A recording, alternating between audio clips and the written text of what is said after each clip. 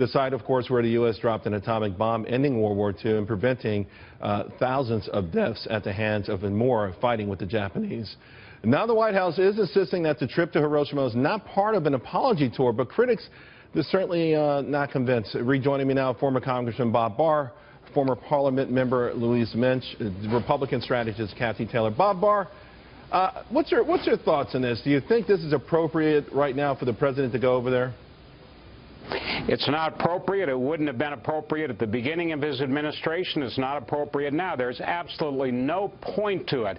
Even though Mr. Obama and John Kerry and their media people go out of their way to say, oh, this is not an apology, it is. It may not be an express apology, but it certainly is an implied apology, and it's disgraceful and unnecessary. You know, of course, speaking of the beginning of his presidency, he began it with an apology tour, so maybe it's appropriate that Louise ends it with an apology tour. Yeah, but you know what? Bob is absolutely right. He doesn't even have the guts to properly apologize. If you're going out there to apologize, man up. Say, I'm sorry on behalf of the United States. He's taken the worst of both possible worlds. He's going out there. He's going to offend our veterans. He's going to offend everybody who believes that this was the right thing to do. And at the same time, he's not going to get the credit for a real apology. Sitting on the fence. Pathetic. Listen, I just think that it's one of these things that he wants to go out the way he came in. He wants the world to like him, Cathy.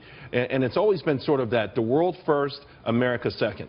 It has been, and I would even say Obama first, then the world, and then America. Right. But let's look at why this is happening right now from a policy perspective, right? We have North Korea trying very hard to flex its nuclear muscle, and we have a buildup in the South China Sea by China that is quite fast and alarming. And so when you look at U.S. and Japan trying to show solidarity, to show a stronger bond even than we've always had for quite a long time, you know, you can understand the policy rationale. The problem is that he is an apologist, and this is a president who recently, during a terror attack against the world, really, gave his address with the Cuban flag behind him.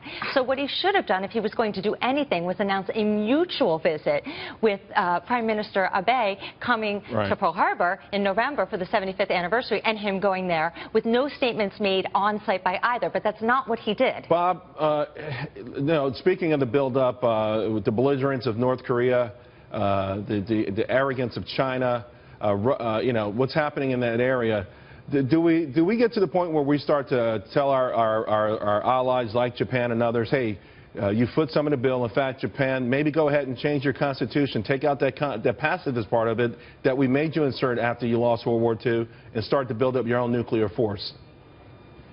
We don't need to do that. What we need to be doing is making sure that our forces, whether they are the 7th Fleet or elsewhere in the world where there are hot spots, which is pretty much everywhere nowadays, that our forces, both naval, air, and ground forces, are up to meet the challenges, both those that are anticipated as well as those that you can't really anticipate with an adversary that's as goofball as North Korea.